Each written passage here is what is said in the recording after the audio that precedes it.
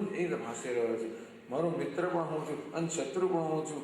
તો કૂતરું પાછળ પડે એ કૂતરું હું અને ભાગનારો હું, ખરું કે નહીં? આ પ્રશ્ન વારંવાર થતો હોય છે. આપણે જ્યારે કહીએ કે ભગવાન જ છે, એનાથી અન્ય કોઈ નથી, તો તરત પ્રશ્ન થાય, સ્વામીજી જો ભગવાન જો તો ભગવાન કેમ મને રોકતો નહીં હોય? આ ચોરી કરતા ભગવાન કેમ મને રોકતો નહીં હોય? તમે કહો ચોરનો આત્મા ભગવાન, તો ભગવાન એવો કેવો ચોરને રોકે નહીં? લોકોનું ખૂન કરતો હોય એ ખૂનના આત્મામાં ભગવાન, તો ભગવાન કોઈને ખૂન કરતો રોકે નહીં? પ્રશ્ન થાય. તો પછી આપણે એને જવાબ આપવો પડે કે ધારો કે તમે સિનેમા જોતા હો, એમાં આગ લાગે તો તમે લાઈવ બોમ્બ બોલાવો કે ના બોલાવો? સિનેમા આગ લાગતી હોય તો લાઈવ બોમ્બ બોલાવો કે ના બોલાવો? ત્યાં કોઈ અકસ્માત થયો હોય અને માણસ પડ્યો તો 108 બોલાવો કે ના બોલાવો? ના બોલાવો. નાટક જોતા હો, નાટકમાં હું ચાલતો હોય તો 108 બોલાવો કે ના બોલાવો? હા બોલાવો. સારું હોય યાર, બોલાવો છો તો બધા તકલીફ થઈ જાય. કેમ ના બોલાવો? કારણ કે ત્યાં ખૂન ત્યાં થાય છે ખરું, તો જાણે કે એ માત્ર નાટક જ છે. ખૂન કરનાર પણ સ્વપ્નમાં જ્યારે આવું થતું હોય ત્યારે, સ્વપ્નમાં ધારો કે મેં કહ્યું કૂતરું મારી પાછળ પડ્યું, પાછળ પડનાર કૂતરું પણ હું અને ભાગનાર પણ હું. સ્વપ્નમાં ધારો કે કોઈ ચોરી કરતો, ચોરી કરનાર પણ હું, જેની ચોરી થાય છે તે પણ હું. ધારો કે ત્યાં કંઈક જ્યાં મારી નાખે તો મારનાર પણ હું અને મરનાર પણ મારા સિવાય કંઈ છે જ નહીં ને. હા, જો મારનાર જુદો હોય અને મરનાર જુદો હોય તો અનેક પ્રશ્નો થાય. ભગવાન આમ કેમ કરે? પ્રશ્નો થાય.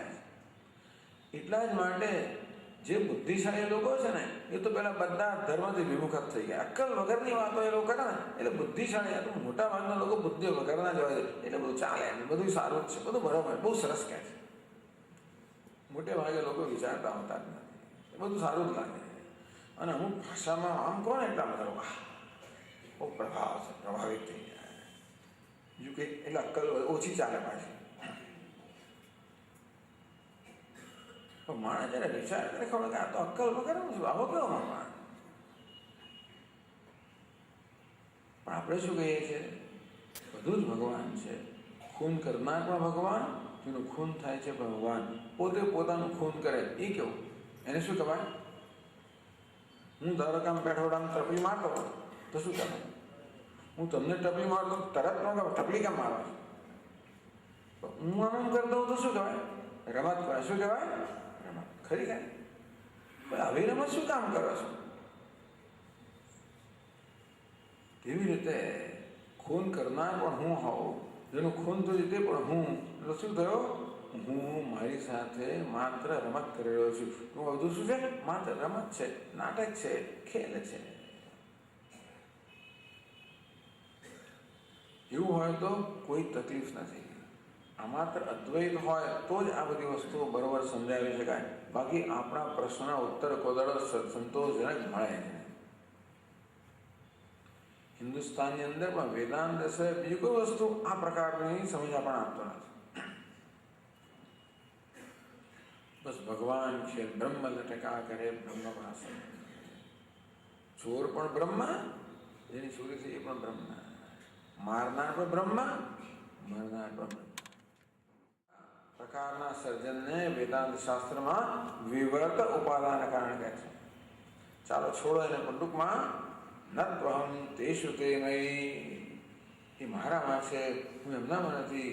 એ મારે કારણે છે, હું એમને કારણે નથી. એ મારા પર આધારિત છે, હું એના પર આધારિત નથી. એ મારા પર અધ્યારોપિત છે, હું તો બધાનો અધિષ્ઠાન છું.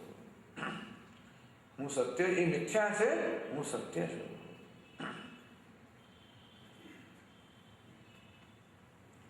મહારાજ આપ એક છો તો કેમ બધા આપને જાણતા નથી? આપ કહો છો પણ આજ અસ્થિ ભાગ સચ્ચિદાનંદ પરમાત્મા નિત્ય શુદ્ધ બુદ્ધ મુક્ત પરમાત્મા એક જ આ છે. હું જે કંઈ છે એ પરમાત્માને તો લોકો ઓળખતા કેમ નથી? ઓળખે તો બધા તરી જાય કે ના તરી જાય, કેમ થતું નથી? એનો ઉત્તર ભગવાન 13મા શ્લોકમાં આપે છે. ત્રિભિર ગુણમયૈર ભાવૈ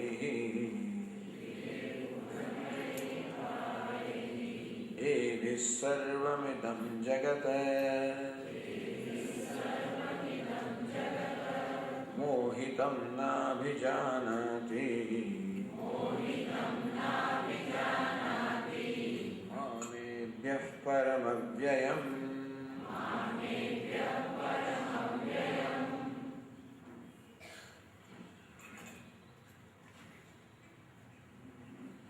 त्रिभिः गुणमयैः भावैः भगवान के હું તો એવો અભિનેતા છું, એવો આબેહૂબ અભિનય કરું છું કે કોઈ ઓળખી જ ના શકે કે બધા લોકો સાચું જ માની લે છે. હવે નાટક એટલું આબેહૂબ ભજવાતું હોય ને કે કેટલાક પ્રેક્ષકો માને કે સાચું જ છે. બંગાળમાં એક મહાપુરુષ થઈ ગયા ઈશ્વરચંદ્ર વિદ્યાસાગર, એ પોતે કહે છે પોતાના જીવનનો એક પ્રસંગ. એ નાના હતા, નાટક જોવાનો બધું બહુ શોખ હતો. બંગાળી લોકો નાટક જોવા ગયા. એ નાટક એક ચિત્તે જોઈ રહ્યા હતા. ત્યાં આગળ એક પુરુષ કોઈ સ્ત્રી છેડતી કરતો એવું નાટકમાં આવ્યું. અને આ એવા ગુસ્સે થઈ ગયા કે જૂથ એક જોડો કરે જોરથી મારે. બધા ઉહાપો થઈ ગયો આખા થયેલો. આ શું થયું? આ કોણે કર્યું?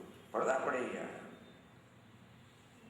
ત્યારે બધો નાટકનો દિગ્દર્શક બહાર આવ્યો અને કહ્યું કે ઓહો, બધા શાંત રહો, શાંત રહો, કોઈ ગુસ્સે ના થશો એના પર. બધાને પર ગુસ્સે થઈ ગયા, નાટકમાં ભંગ પાડ્યો હતો એમ ગુસ્સે ના થશો. આજે મને ખરેખર પ્રમાણપત્ર મળ્યું, આજે મને પ્રમાણપત્ર મળ્યું કે નાટક કેટલી અસરકારી ભજવી રહ્યા છે કે જણા એને સાચું માન્યું. આ નાટકને સાચું માનવું એમનામ અજ્ઞાન. અજ્ઞાન એટલે શું? નાટકને સાચું માનવું, બસ. એટલે કહે છે કે ભગવાન કહે છે ત્રિભિઃ ગુણમયૈઃ ભાવૈઃ એભિઃ. હું તો આ સત્વ રજસ તમસ આ ત્રણ પ્રકારના ગુણો એના વિકારો લઈને એ વેશ લઈને બધો ઉપસ્થિત થયો છે. થોડોક અવાજ છંટો તો ખરો જ ભગવાન સીધો સીધો ના એ વેશ લઈને જ આવે. કારણ કે એવું છે ને, એ એમને એમ તો આપણે દેખાય નહીં. સચ્ચિદાનંદ તો ક્યારે પણ આપણે ઇન્દ્રિયના જ્ઞાનનો વિષય ભરી જ ના શકે. એટલા માટે આપણે અનુભવનો વિષય બન્યા માટે આ વેશ લઈને આવ્યો. કયો વેશ? આ ત્રણ ગુણોનો, સત્વ રજસ. એ ગુણનો વેશ આપણી સમક્ષ આવ્યો ખરો. મોહિતમ જગત. ભગવાન કહું શું કરું હોય? આ લોકો બધા વેશને સાચો માને છે, આ નાટકને સાચું માની લે. એમની દ્રષ્ટિ વેશ ત્યાં આગળ જતી જ નથી. મોહિતમ જગત. આ સમગ્ર જગત, આ માનવ જાત, બધા પ્રાણીઓ આ બધા વેશથી મોહિત થઈ ગયા છે. એ વેશને સત્ય માને છે. ન અભિજાનાતિ મામ. અંદરથી એ લોકો મને જુએ છે તો જોઈ શકતા નથી. એવો એક એક્ટર હોય, અભિનેતા હોય, એવો વેશ લઈને ખબર જ ના પડે આપણે કે સાચે સાચો ગુનેગાર છે, આ સાચે સાચો ભિખારી છે, આ સાચે સાચો ખલનાયક છે. આબેહૂબ વેશ, એવો આબેહૂબ વેશ લીધો છે ભગવાને કે ભગવાન કે લોકો મને ઓળખી શકતા જ નથી. લોકો આ વેશને સત્યતા આપે છે. એટલે આ સ્ત્રી છે, આ પુરુષ છે, આ મનુષ્ય છે, આ જીવ છે, આ જંતુ છે, પ્રાણી છે, વૃક્ષ, આ તો વેશ છે. પશુ કહો કે વનસ્પતિ કહો કે વૃક્ષ કહો કે જીવ જંતુ કહો કે મનુષ્ય કહો કે દેવ કિન્નર ગંધર્વ, આ બધા શું છે? આ તો માત્ર ત્રણ ગુણના પેલા વેશ છે. તો આપણું બાળક જાત જાતના વેશ પહેરીને આવે આપણી સમક્ષ, આપણે એન્ટરટેનમાં, આપણે મનોરંજન માટે આવતો અને આપણે સાચું માની લઈએ તો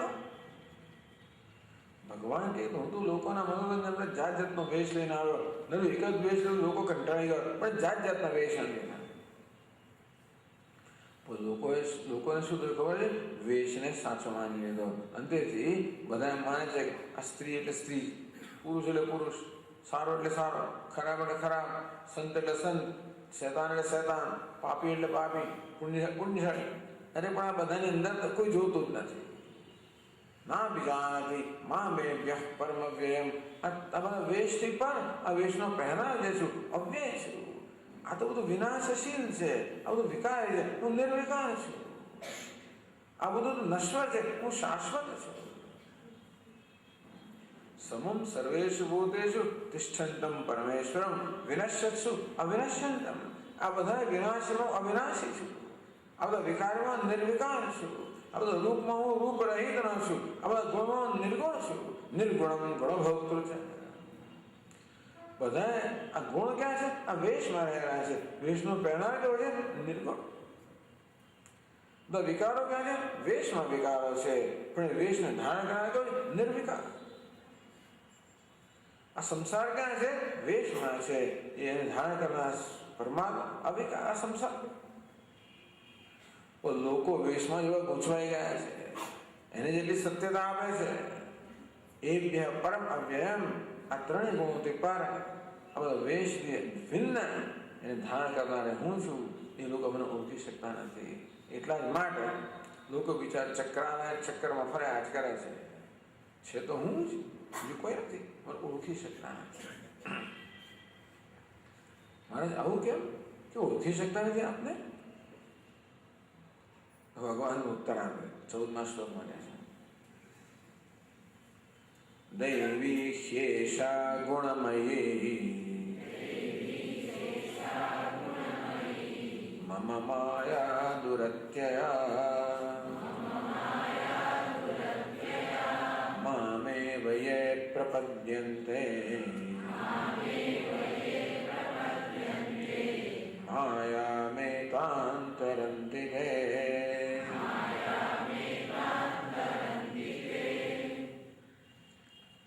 દૈવી એશા ગુણમયી મમ માયા. ભગવાન કે કરતા માયાને કારણે આ બધું છે. આ બધા બિચારા જીવો આ માયાના પ્રભાવમાં છે. મમ માયા, મારી માયા. જેમ કોઈ પેલો જાદુગર હોય, એના પ્રેક્ષકો પર જાદુનો પ્રભાવ કર્યો. એને શું કહે છે આપણે ગુજરાતી અંદર? નજરબંધી. હા, એ તો અંગ્રેજી સાદો ગુજરાતી શબ્દ નજરબંધી.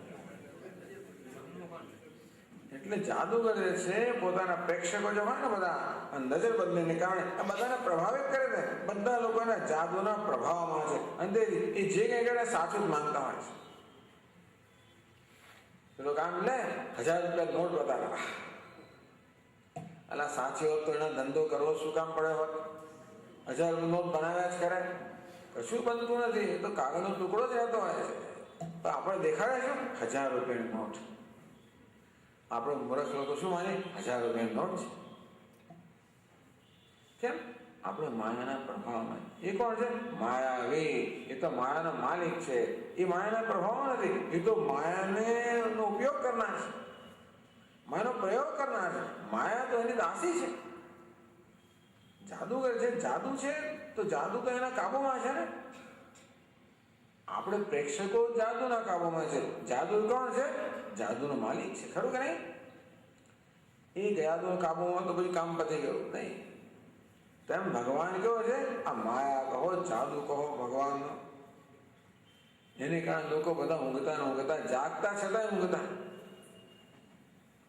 આમ આપણે જાગીએ છીએ છતાં ઊંઘીએ છીએ. અનાદિ માયા સુપ્ત. અનાદિ માયાની નિદ્રા બધા ઊંઘે છે. આ માયા કેવી છે? ખતરનાક છે. વસ્તુ છે એને કે તો ઉલટી જ દેખાડે. એક છે ત્યાં અનેક દેખાડે. પૂર્ણ છે ત્યાં અપૂર્ણતા દેખાડે. માયા આવરણ અને વિક્ષેપ. આવરણ એટલે વસ્તુના સાચા સ્વરૂપમાં જોઈ ના શકે. વિક્ષેપ છે એને કે ઉલટું જ જોઈએ. ત્યાંની વાત શું કામ કરવી? અહીંની આપણી જ વાત કરો ને. ભગવાન આપણો આત્મા છે. હું જ ભગવાન, હું જ પરમાત્મા છું. ગઈકાલે આપણે વર્ણન કર્યું ને કે પરમાત્માએ આખું પેલા માળખું રચ્યું, ઇન્ફ્રાસ્ટ્રક્ચર રચ્યું. એણે જગત બનાવ્યું, વિષયો બનાવ્યા, આ દેહ બનાવ્યો, ઇન્દ્રિયો બનાવી, દેવતાઓ બનાવ્યા, બધી વ્યવસ્થા કરી. પછી એણે વિચાર્યું કે મારા વગર આ બધું અધૂરું રહી જાય. એટલે એને અંદર પ્રવેશ કર્યો. મોટા ઉપાડે પ્રવેશ તો કર્યો, તો પછી પાછો ભૂલી જ ગયો કે હું તો ભગવાન છું. અને તેથી ઉપાડીને સત્ય માની લીધું. માયાના કારણે. માયાવી પણ એ અને માયાના પ્રભાવ પણ એમના માટે કોઈ જુદા છે. જાદુ કરનાર પણ એ અને જેના પર જાદુનો પ્રયોગ થઈ રહ્યો છે એ પ્રેક્ષકો પણ એ છે. સ્વપ્નમાં હું જાદુ કરતો હોઉં, જાદુગર પણ હું અને જોનાર પણ હું જ ખરું કે નહીં? બસ એ જ છે બધું. અને માયા કહેવામાં આવ્યું, અજ્ઞાન કહેવામાં આવ્યું. આ માયાની બે શક્તિઓ છે, આવરણ શક્તિ, વિક્ષેપ શક્તિ. આવરણ એટલે વસ્તુ જેવી છે તે આપણે ન જાણવા દે. વિક્ષેપ એટલે એને કરતા ઉલટી જણાય. હવે વેદાંતનું બીજું દ્રષ્ટાંત આપવું પડશે પાછું. તમે સાંભળ્યું છે રજ્જુ સર્પ? આ દ્રષ્ટાંત સાંભળ્યું છે? જો તમે લોકો જયારે ધ્યાન રાખતો ખબર પડે કે દ્રષ્ટાંતો કેવો બદલાય છે બધા. અંતિમ દ્રષ્ટાંત, અંતિમ તો કશું છે નહીં, છતાંય પણ આ રજ્જુ સર્પ બધાને ખબર. હતા વેદાંતના પ્રવચન આપણે રજ્જુ સર્પ તો ખબર હોય. દોરડાનો ટુકડો હોય અને આવી હાથ પડી ગયો હોય અને બરોબર દેખાતું ના હોય તો આપણે દોરડા સાપનો ભ્રમ જન્મે થાય. એક વસ્તુને બદલે બીજાનો ભ્રમ જન્મે એ તો વારંવાર બનતું હોય છે. એક માણસ મતલબ બીજો આપણો ભ્રમ જન્મે કે અમારો મિત્ર છે, દૂરથી એમ ત્યાં આવતો હોય ખબર મિત્ર છે, હાથ ઊંચો કરો, નજીક સ્કૂટર પર આવે ત્યારે ખબર બીજો છે, એવું જ મારે મારામાં આંખો ખંજવાળવું પડે. સવારમાં ચાલવા જાય ને ઘણી વાર તો સામે સ્કૂટર પર આવતો ને અમારો ફ્રેન્ડ આ મિત્ર આવી રહ્યો છે, નજીક આવે ત્યારે પછી મારી સામે જોયું મારે હાથ આમ કરવો પડે. ભ્રમ થતો હોય છે, એકને બોલે બીજું દેખાય. તેમ દોરડા આપણને સાપનો ભ્રમ છે ને એમાં બે વસ્તુ થઈ. એક તો દોરડાને દોરડા રૂપે ન જાણવું એને શું કહેવાય? આવરણ. અને દોરડાને સર્પ રૂપે જાણવું કહેવાય વિક્ષેપ કે ભ્રમ. આવી માયા છે. આપણે કશું જાણતા ના હોય એને તો એટલું ખતરનાક નથી, પણ ઉલટું જાણવું એ બહુ ખતરનાક છે. દોરડાને જોયું જાણ્યું જ ના હોય તો કઈ ચિંતા નથી, પણ સાપ ત્યાં આવે, સાપનો ભ્રમ છે ને એટલે પછી ભય અને કંપાઈ જન્મવાના છે. તેમ ભગવાનને ભગવાન રૂપે જાણતા નથી આપણી જાતને, પરંતુ સાથે સાથે આપણે જીવ રૂપે જાણીએ છીએ. આપણી જાતને પૂર્ણ તો જાણતા નથી પણ અપૂર્ણ માનીએ છીએ. બસ ભગવાન આટલું કર્યું, ચક્કર મૂકી દીધા, હવે જાઓ તમે તમારે પેલી ભૂલ ભૂલામણી હોય ને છૂટા મૂકી દે, ચક્કર મારે આજ કરો. મોટા ભાગના લોકો ભૂલ ભૂલામણી નથી બીજા ચક્કરો મારે આજ કરે. આ માય રૂપી ભૂલ ભૂલામણી ભગવાન મૂકી ચક્કર મારે. કોણ ચક્કર મારે? એ ચક્કર મારે, બીજો કોઈ નથી મારતો. એમના મને કોઈ ચક્કર મારે બીજો છે એ યાદ રાખો. અમે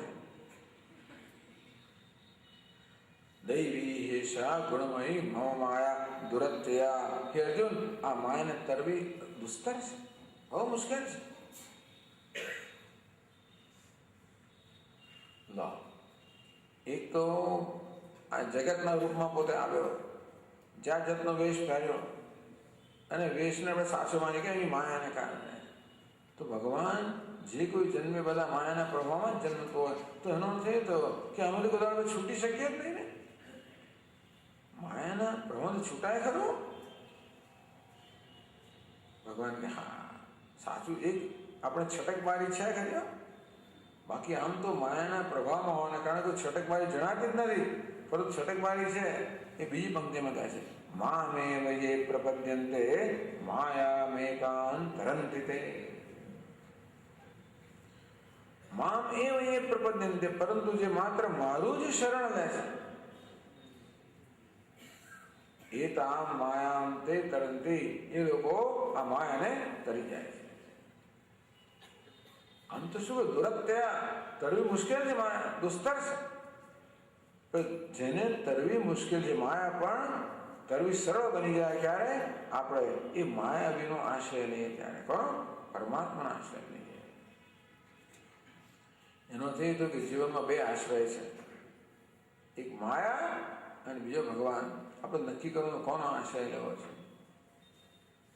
આ માયા છે ને બહુ ચાલાક હોય અને તેથી આપણે એમાં ભોળવે કે આપણે ખોટા નિર્ણયો લઈએ, ભોળવી જાય. હું તમને દ્રષ્ટાંત આપું કે પ્રત્યેક ક્ષણે ભગવાન પણ આપણું ધ્યાન દોરવાનો પ્રયત્ન કરતો હોય છે અને માયા પણ આપણું ધ્યાન ખેંચવાનો પ્રયત્ન કરે. મોટે ભાગે માયાનો અવાજ મોટો હોય, ઘોંઘાટ વધારે હોય, ભગવાનનો અવાજ થોડો ક્ષીણ હોય, જલ્દી સંભળાય નહીં હોય છે તો ખરા. એટલે હવે જયારે પ્રશ્ન જન્મે કોઈ સંજોગોમાં કે સાચું બોલવું કે ના બોલવું. સાચું બોલું તો આટલું નુકસાન થાય એમ છે, જુઠ્ઠું બોલું તો આટલો ફાયદો થાય એમ છે. આપણે બે વિકલ્પ હતા, સાચું બોલવું કે જુઠ્ઠું બોલવું. એક પક્ષ કોણ છે? પરમાત્મા. બીજો પક્ષ કોણ છે? માયાનો છે. આ માયા શું કરે ખબર છે? જુઠ્ઠું બોલ તો તને પ્રલોભનો દેખાડે. જો તને આટલો ફાયદો થશે, આટલું થશે, હું ભોળવાઈ જાઉં, જુઠ્ઠું બોલું. કોનું શરણ લીધું? માયાનું. પછી ભોળવાઈ ના જાઉં કે નહીં, હું તો ભોળવાઈ નથી જવાનું, હું પ્રલોભનનો વશ નહીં થવું અને હું તો સાચું જ બોલીશ, તો આપણે કોનું શરણ લીધું? પરમાત્મા.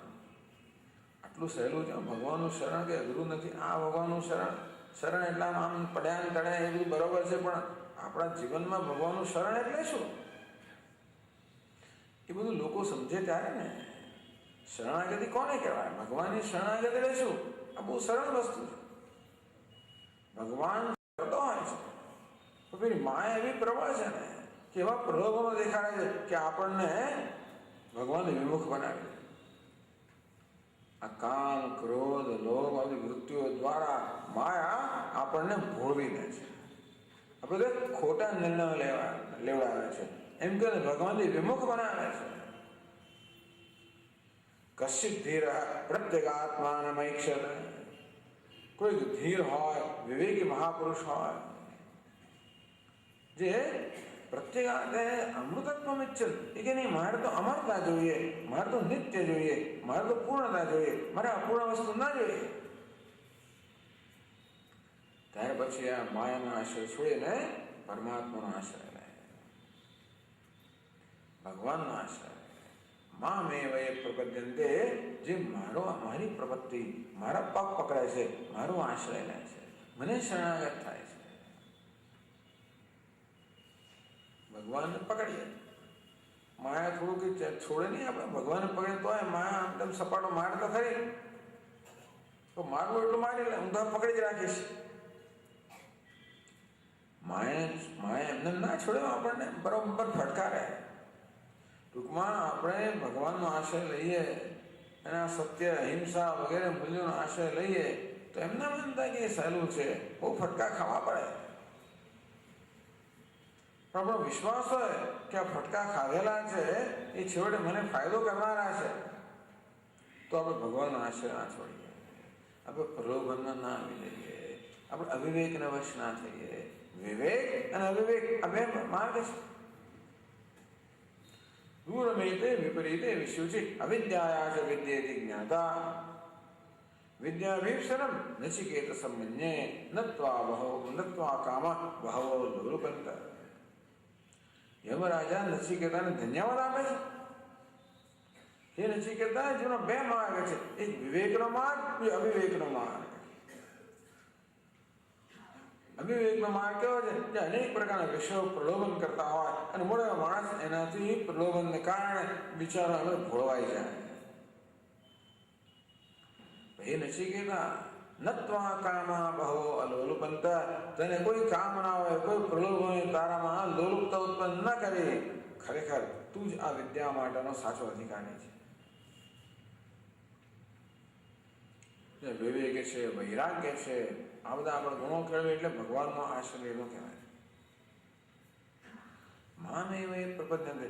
જે મારી પ્રપત્તિ, જે મને શરણાગત થાય છે, એ જરૂર માયાને કરી જાય. કારણ કે એકવાર માયા વિનો આપણે પક્ષ લીધો તો એ માયા તો દાસી છે ને. એ દાસી આપણે રાજાની પાસે જઈને બેસે ને પછી કશું ના કરે.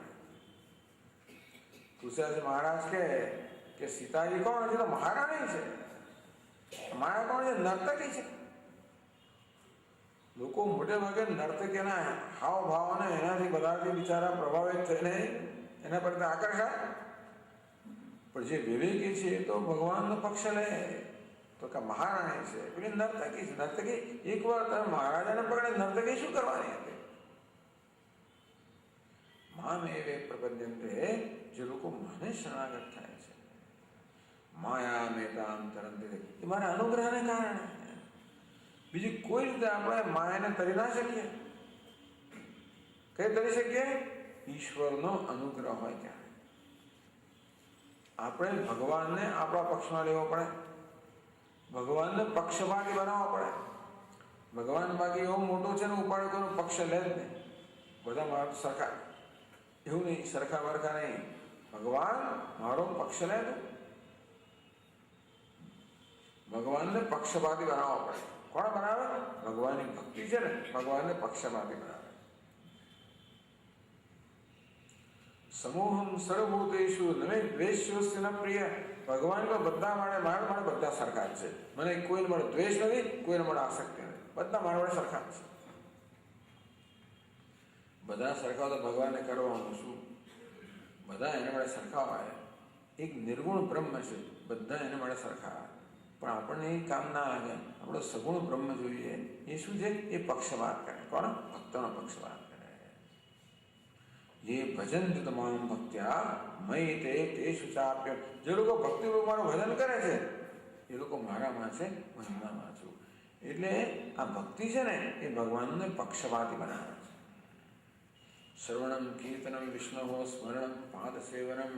ભગવાનના રૂપનું, ગુણનું, લીલાઓનું, સ્વરૂપનું શ્રવણ કરો, એનું કીર્તન કરો, એને સંભળાવો. જો કોઈ સંભળાવવા તો સાંભળો, કોઈ સાંભળનાર તો સંભળાવો, કોઈ ના તો સ્મરણ કરો. અર્ચનમ વંદનમ દાસ્યમ, આ બધા ભગવાનની ભક્તિને ઉત્પન્ન કરવા માટે, ભગવાનની ભક્તિમાં વૃદ્ધિ કરવા માટે સાધનો છે. જીવનમાં મૂલ્ય હોય, ધર્મ હોય, વિવેક હોય. ભગવાનની શરણાગતિ. માયા મેતામ તરંતુ તે. જરૂર લોકો આ માયા ભલે દુસ્તરે, અજ્ઞાની અવિવેકી માણસો માટે માયા દુસ્તર છે, પરંતુ આ વિવેકી મારા ભક્તો છે એ તો જરૂર માયાને તરી જાય. હવે શું શરૂ થયું? વિજ્ઞાન શરૂ થયું. અત્યારે શું ચાલતું હતું? જ્ઞાન ચાલતું. ભગવાનના સ્વરૂપના ચિંતન થયું ને અત્યાર સુધી. હવે ભગવાને કેમ પ્રાપ્ત કરવા? તો ભગવાને શરૂ કર્યું દૈવી યેષા ગુણામી મામેવ. ભગવાન ભક્તિની વાત કરે છે. ભક્તિ શું છે? ભગવાનને જાણવાનું સાધન. ભગવાનને જાણવા પડે. ક્યારે જાણી શકીએ? ભગવાનની ભક્તિ હોય ત્યારે. એટલે ભગવદ્ ગીતા શાસ્ત્ર ભક્તિને જ્ઞાનનું સાધન બનાવે છે, ગણે છે. ભક્તિ જ્ઞાનમાં પરિણમે. ભક્તિ કોને કહેવાય? ભગવાનની શરણાગતિ અને ભક્તિ. ભગવાન માટે પ્રેમ, ભગવાનને સમર્પણ, સમર્પિતતા. હું ભગવાનને સમર્પિત થાઉં, હું માયાને સમર્પિત ના થાઉં. હું ભગવાનનું ભજન કરું, દુનિયાનું ભજન ના કરું. હું ભગવાનનો આશ્રય લઉં, દુનિયાનો આશ્રય ના લઉં. પહેલા શ્લોકમાં કહ્યું મૈયા સક્તમના પાર્થ યોગમ યુંજન મદાશ્રય. પહેલા શ્લોકમાં કહ્યું મદાશ્રય, જે મને આશ્રય ગણે છે, દુનિયાની નહીં. મારી સેવા કરે છે, દુનિયાની સેવા નથી કરતા. મને પ્રેમ કરે છે, દુનિયાનો પ્રેમ નથી કરતા. આ ભગવાનની ભક્તિ કોને કહેવાય? તો આ અધ્યાયના પહેલા શ્લોકની પહેલી પંક્તિમાં જ કહેવામાં આવ્યું.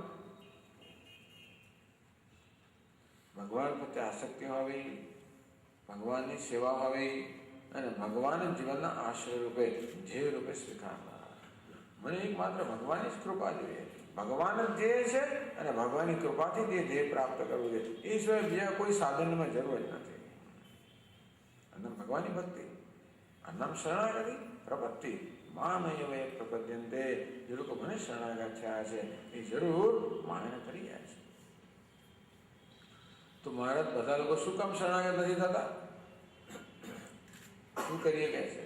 આ પૂર્વના પુણ્યના અભાવને કારણે, જેમાં પાપ કર્મની આ પ્રધાનતા છે, ત્યાં ભગવાનની શરણાગતિની પ્રેરણા જન્મતી જ નથી. 15મા શ્લોકમાં ભગવાને કહે છે નમામ દુષ્કૃતિનો મૂઢાઃ, નમામ દુષ્કૃતિનો મૂઢાઃ પ્રપદ્યન્તે નરાધમા, પ્રપદ્યન્તે નરાધમા, પ્રપદ્યન્તે નરાધમા માયયાપહૃત જ્ઞાનાઃ, માયયાપહૃત આસુરં ભાવમાશ્રિતાઃ.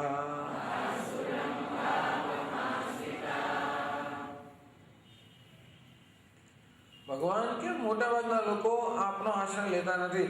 મોટાભાગના લોકો તો માયાના ચક્રમાં ફસાયેલા છે. એનું કેમ કારણ? એનું કારણ શું? દુષ્કૃતિના.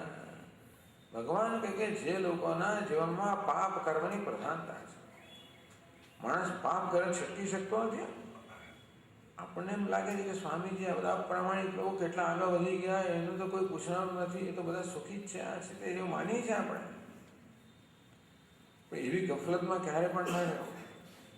તો એમનું સુખ એમને મુબારક, ભલે સુખી થતા, આપણે નથી માનતા ઈચ્છતા કે એ લોકો દુઃખી થાય, પણ અપ્રામાણિકતાથી, અન્યાયથી, બીજાનું શોષણ કરવાથી, લાભ લેવાથી, આ બધાથી જે લોકો પામી જતા હોય, આગળ વધી પોતાની બુદ્ધિનો ઉપયોગ આવી રીતે કરતા હોય, પોતાની શક્તિનો દુરુપયોગ કરતા હોય, એમના માનું કે લોકો પામી ગયા છે, એમનું સુખ એમને મુબારક, આપણે નથી જોઈતું.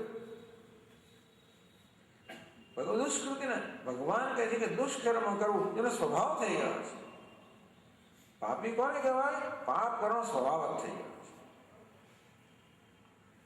એટલે એને જૂઠું બોલવાનું શું છે? એને કોઈનું શોષણ કરવાનું શું છે? એને કોઈનો લાભ લેવાનો આવી જ પ્રેરણા જન્મે, એને ઉલટી જ પ્રેરણા જન્મે.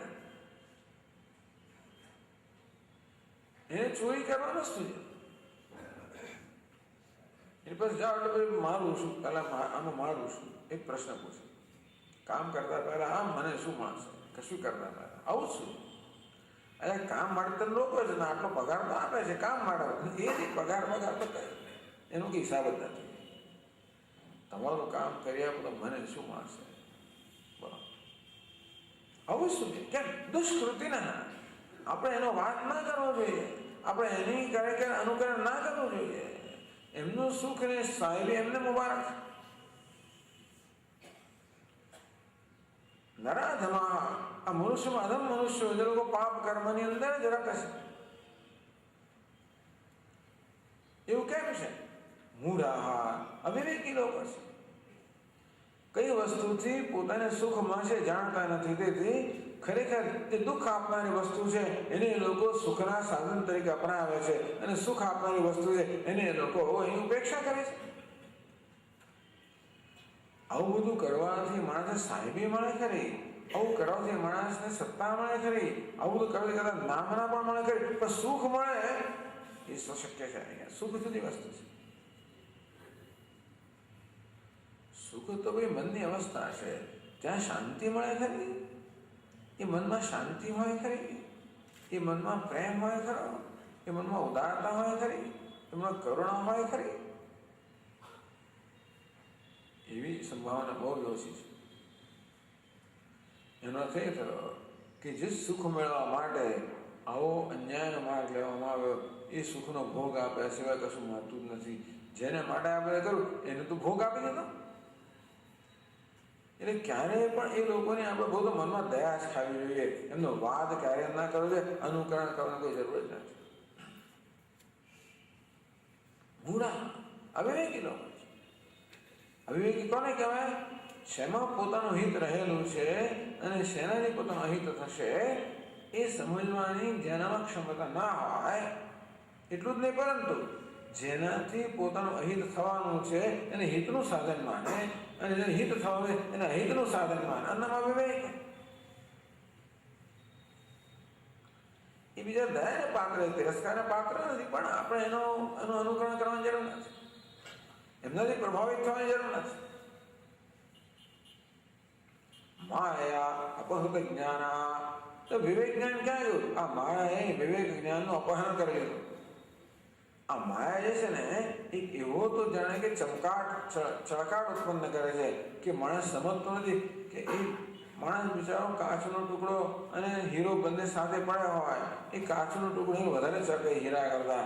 એટલે કાચાર્થમ વિસ્મૃતમ રત્નમ, આ કાચના ટુકડાને એ લોકો પકડે અને હીરાને છોડી દે. આવું થાય.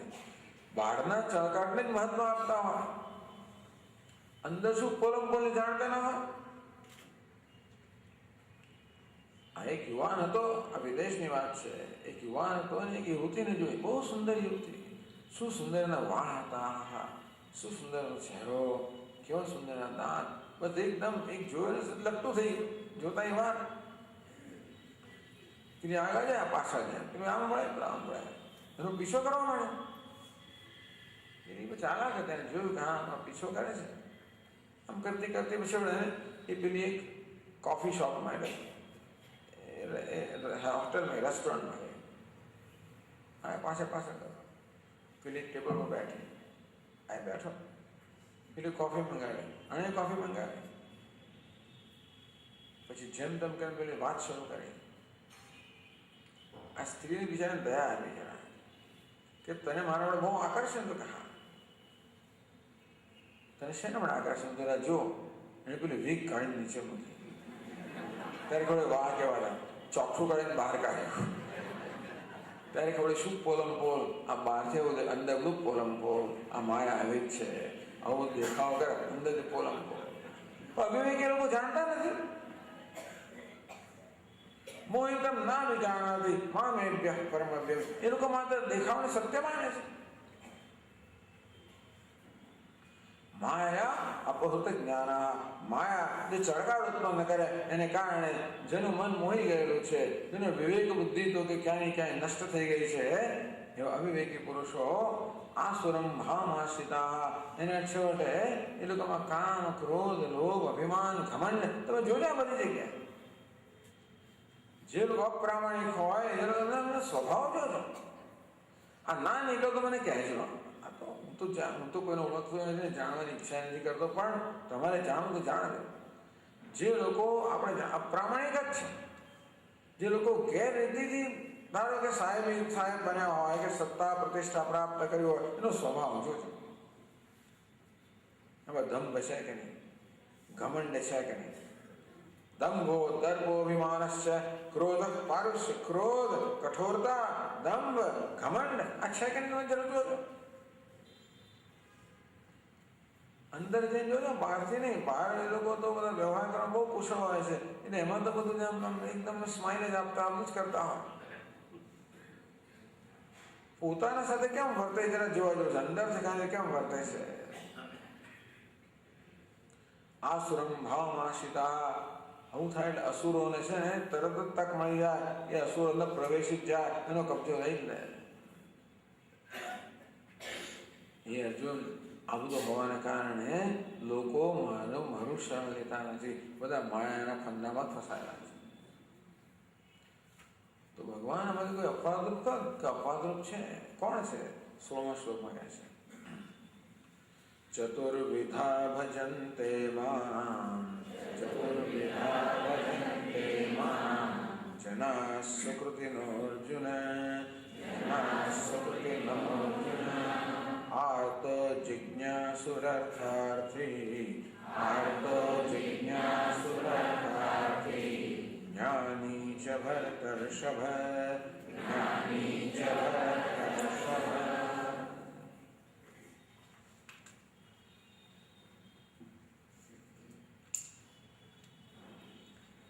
સુકૃતિના પેલા દુષ્કૃતિના આગળ શું નવા દુષ્કૃતિ. દુષ્કૃતિ કોને કહેવાય? દુષ્કર્મ કે પાપ કરવાનો જેનો સ્વભાવ થઈ ગયો છે. તો આ શ્લોકમાં ભગવાન કોની વાત કરે છે? સુકૃતિના. સત્કર્મ કરવું, પુણ્ય કર્મ કરવું એવું જેનો સ્વભાવ થઈ ગયો છે. અહીં પ્રત્યે લાગ્યો છે. તાચ્છિલ્ય એટલે સ્વભાવ થઈ ગયો છે. એવા કેટલાક લોકો હોય છે પૂર્વના પુણ્યને કારણે પુણ્ય કરવું એ જેનો સ્વભાવ થઈ ગયો છે. ભગવાન કહે છે કે આપોઆપ જ એમનામાં મારા પ્રત્યે ભક્તિભાવ જન્મવાનો જ, એ આપોઆપ જ મારી શરણાગતિ સ્વીકારવાના. જે પુણ્યશાળી લોકો છે, પૂર્વના જન્મમાંથી પુણ્યનો જે લોકો સંચય લઈને આવેલા છે, જેનો પુણ્યનો પરિપાક થયો છે, અને પુણ્ય કરવું એનો સ્વભાવ છે, આપોઆપ એના મનમાં ભગવાનની શરણાગતિની પ્રેરણા જન્મે. ભગવાન જ પ્રિય લાગે, એમના જગત કે આ બધી માયા પ્રિય લાગે નહીં એવું જ એમને સૂજે. એમની વિવેક બુદ્ધિ જે છે ને એ પેલી માયા એને પ્રભાવિત ન કરી શકે. અંદર જે પુણ્ય કર્મ લીધા વિવેક બુદ્ધિ પણ છે. એટલે પ્રશ્ન સ્વામીજી, આ ભગવાનની ભક્તિ કેમ વધારવી? પુણ્ય કર્મ કરો. પુણ્ય કર્મ કોને કહેવાય ખબર છે? ખાલી કોઈને દાન આપવું એ પુણ્ય કર્મ નથી. એની પાછળ પાછી કઈ કામના રાખ્યો હોય કે જેથી મારું નામ વધે, સકામ કર્મને પુણ્ય કર્મ ના કહેવાય, નિષ્કામ કર્મને પુણ્ય કર્મ કહેવાય. સકામ કર્મ ને કહેવાય પુણ્ય કર્મ. તો એ પુણ્ય તો કામના પૂરી કરીને જતું રહે. નિષ્કામ કર્મની જરૂર પુણ્ય શું કરે? આપણા અંતઃકરણને શુદ્ધ બનાવે, ભગવાનની ભક્તિ આપે. આપણે પુણ્ય કર્મ કરીએ પણ કામના સાથે કરીએ, એ પુણ્ય જે આપણે મળ્યું ને એ આપણી કામના પૂરી કર્મ ખર્ચાઈ જાય. પછી કામના વગર પુણ્ય કર્મ કરીએ તો શું થાય?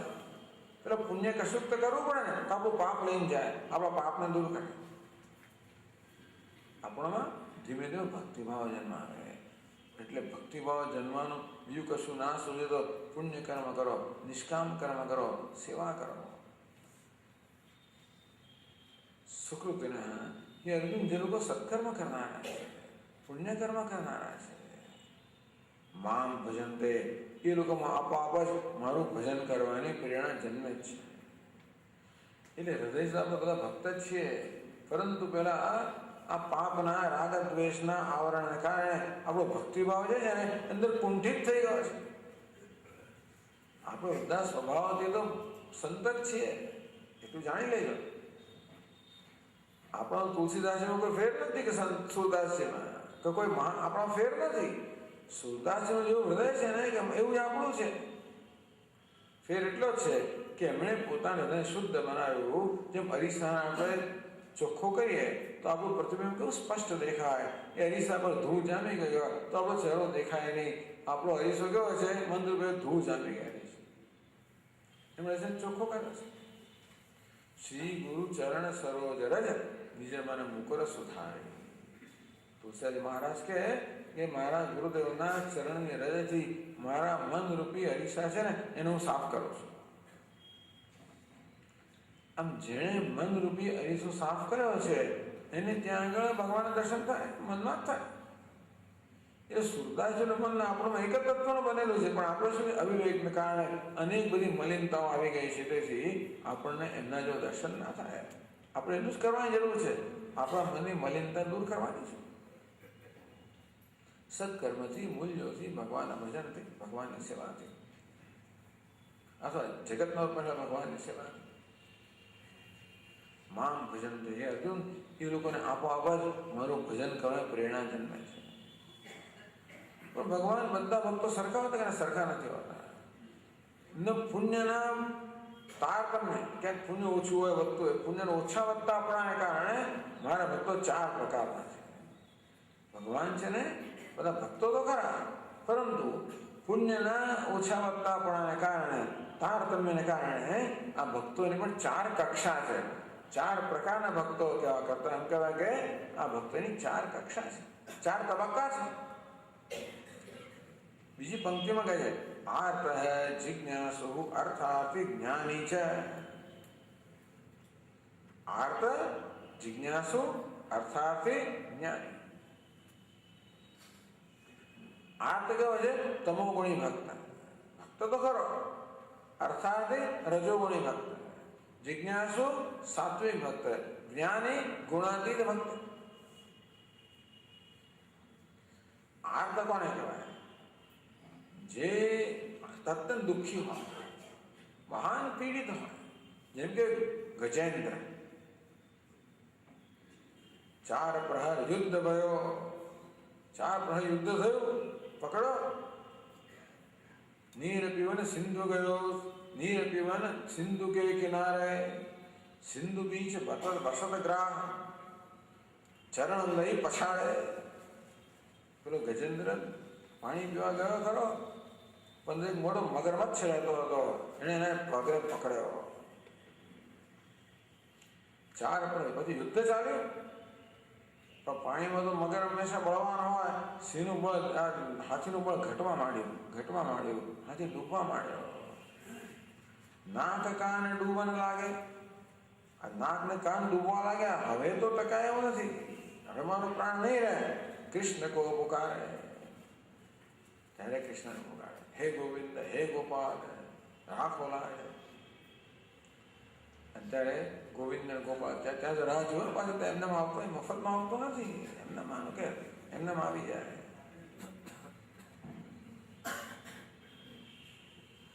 તો પછી એની કિંમત કોણ કરે? આપણે વસ્તુ મફત આપીએ ને એની કિંમત હોતી જ નથી. લોકો ફેંકી દે ને, ચોપાને આગળ ફેંકી દે, ભૂલી જાય, આમ કરે તેમ કરે. 2-5 રૂપિયા ખર્ચા તો યાદ આવે કે ખબર હા તો મોંઘું છે, એમને આપ્યું તો કાંઈ નહીં, બીજું લઈ લે છે. ભગવાનને મફત મળે એવું નથી. કૃષ્ણ કો પુકારે, હે ગોવિંદ હે ગોપાલ, આવો તો જીવન હારે. ગજેન્દ્ર આર્ધ ભક્ત, મહાન વિપત્તિમાં આવી પડો, બીજો કોઈ માર્ગ ન દેખાય ત્યારે ભગવાનની શરણાગતિ. દ્રૌપદી પછી વ્રજના પેલા બધા વ્રજવાસીઓ, ઇન્દ્રએ જે ઘોર વર્ષા કરી અને જળબંબાકાર થઈ ગયું અને બધા ભગવાનની શરણમાં ત્યારે આવ્યા, ભગવાનને બચાવો ત્યારે ભગવાને ગોવર્ધન ધારણ કર્યો. હવે આર્ત ભક્તોના દ્રષ્ટાંત છે. ભક્ત છે પછી ભગવાન ભૂલી જાય પાછા, ભાઈ પોતાના રસ્તે ભગવાન રસ્તે એવું થઈ જાય. એકવાર વિપત્તિ ગઈ એટલે પાછું કહ્યું. અર્થાર્થી બીજો કયો ભક્ત છે? અર્થાર્થી. અર્થ જે કંઈ પોતાનું વ્યક્તિગત લાભ ઈચ્છનારો ભક્ત છે. પેલો સકામ ભક્ત જ હજી આ સકામ ભક્ત જ છે. જેમ કે ધ્રુવ, શેના તપસ બહુ સ્પષ્ટ થઈ ગયું. ધ્રુવ તપશ્ચર્યા કરવા શેના મળે ગયો? મારે બતાવી આપવું છે કે મારા બાપાના ખણામાં બેસી શકો કે નહીં, મારે એનાથી મોટું રાજ્ય જોઈએ છે. મારા બાપ ને દાદા નથી મળે એ મારે જોઈએ છે. સીધું જ કહે છે. ધ્રુવનું અપમાન થયું, એની સાવકી માએ એને એના પિતાના ખણામાં ન બેસવા દીધો અને ટોણો માર્યો. તને ભાન નથી, નાનો બાળક છે નથી, તને ખબર કે કોની કોખે જન્મ્યો છું, અહીં બેસવું તો મારી ખરી બાજુ મારી કોખે જન્મ લે. જ્યાં ભગવાનનું ભજન કર, ભગવાનને કહે કે મારે આ સુરુચિના કોખે જન્મવું છે, પછી તને અહીંયા બેસવાની તક મળે કે નહીં બેસાય. તો ક્ષત્રિયનો બાળક છે ને, આમ એના મનની અંદર તો એક ક્ષત્રિય કોને કહેવાય? જેવો ટોણો માર્યો કે એને મને જે કહ્યું બતાવી આપીશ. આટલું 5 વર્ષનું જ છે, આટલું ટેણિયું નાનું, પણ તીખું હોય મરચું, નાનું હોય પણ તીખું હોય, એવા તીખા મરચા જેવો હતો ધ્રુવ. માની પાસે ગયો અને મેં તો બજારે બહુ કકડાટ માની પાસે રડીને બહુ કહ્યું કે આવું બધું મને કરવામાં આવ્યું. મા બિચારી બહુ દુઃખી થઈ ગઈ. પણ માએ કહ્યું કે જો તારી સાવકી માએ કહ્યું છે ને બરોબર જ કહ્યું છે, જ્યાં ભગવાનનું ભજન કર, એને વાત સાચી કરી છે. તું દ્વેષ ના કરે છે એના માટે, એને તારા હિતની વાત કરી છે. બસ હું તો જઈશ. નારદ મુનિ આવ્યા ત્યારે જોયું તો ખરા બાળક કેટલામાં છે. નારદ મુનિ કસોટી કરવા લાગ્યા કે ધ્રુવ તું શું ઈચ્છે છે? અરે ભલે ભલ લોકો આવીને ગયા, ઋષિ મુનિએ કેટલા તપસ્યા કરી, ભગવાન એમ કે સાલો છે મેળવો, ઘેર જા ઘેર. જયારે મોટો થાય ને, રાત બાદ કર્યા પછી જયારે વૃદ્ધ થાય ને ત્યાર પછી તપસ્યા કરે, ઘેર જા. ધ્રુવ કે મહારાજ આપની વાત તો સાચી છે, પણ અત્યારે મારું માનવું છે કે કશી વસ્તુ મારામાં ટકતી નથી. આ તો એક જ વસ્તુ મને જોઈએ કે જે મારા બાપ ને દાદા ને પરદાદાએ ના મેળવ્યું હોય. એની માએ કહ્યું હતું કે જો આ બ્રહ્માજીનો પુત્ર, એનો પુત્ર ઉત્તાનપાદ છે, મનુનો પુત્ર છે, અને મનુ બ્રહ્માજીના પુત્ર છે. તો બ્રહ્માજી તારા પરદાદા છે ને ભગવાનના ચરણને સેવન કરીને આ પ્રકારની પરિસ્થિતિ મેળવી. તારા દાદા છે મનુ, એમણે તો ખૂબ બધા યજ્ઞ યાગાદિ કર્યા, ભગવાનની આરાધના કરી, એ સ્થિતિ મેળવી. તું પણ મેળવી શકે છે.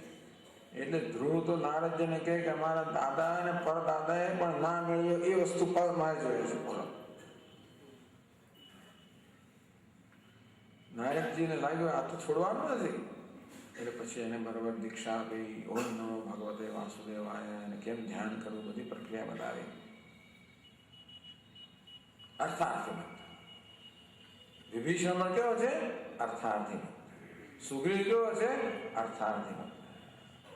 બધાને રાજ્ય જોયું હતું, ધ્રુવને પરલોકનું જોયું હતું, આ સુગ્રીવ વિભીષણ આ લોકનું જોયું હતું. અર્થાર્થી ભક્ત.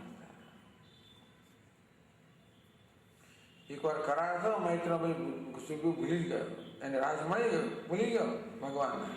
તો લક્ષ્મણ જઈને જરા ખખડાઈ ગયા, તેને ભાઈ પાછો સીધો થયો, પછી પાછો લાઈનમાં આવે. જિજ્ઞાસુ સાત્વિક ભક્ત. જ્યાં સત્વ હોય ને જ્ઞાનની ઈચ્છા. જેમ કે અર્જુન, જેમ કે ઉદ્ધવ, જનક રાજા, આ બધા કેવા છે? જિજ્ઞાસુ ભક્તો. એમાં સત્વગુણની પ્રધાનતા છે, એમને જ્ઞાન જોઈએ છે.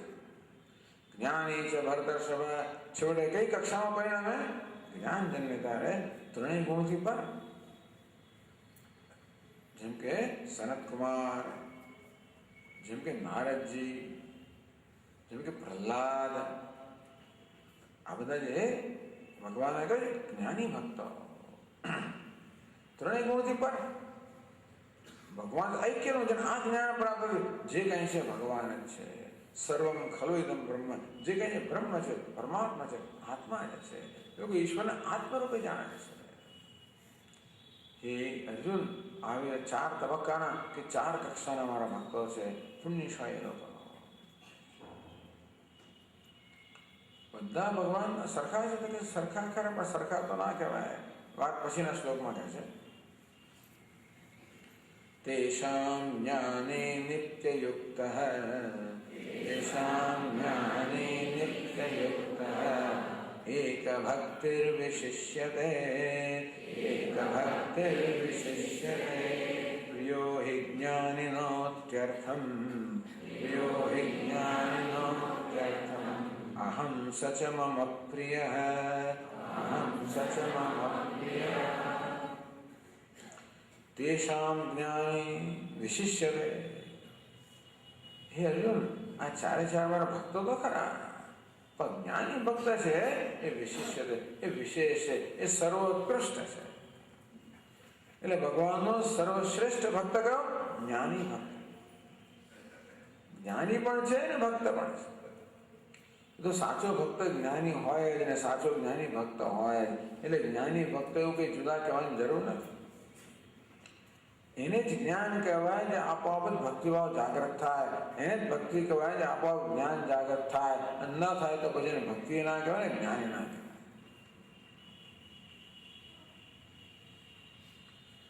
એટલા માટે 12મા અધ્યાય ભગવાન આ કહે છે ને, આ વસ્તુની ચર્ચા કરે અને વિસ્તારથી કહે છે. તેષાં જ્ઞાને નિત્યયુક્ત એક ભક્તિ.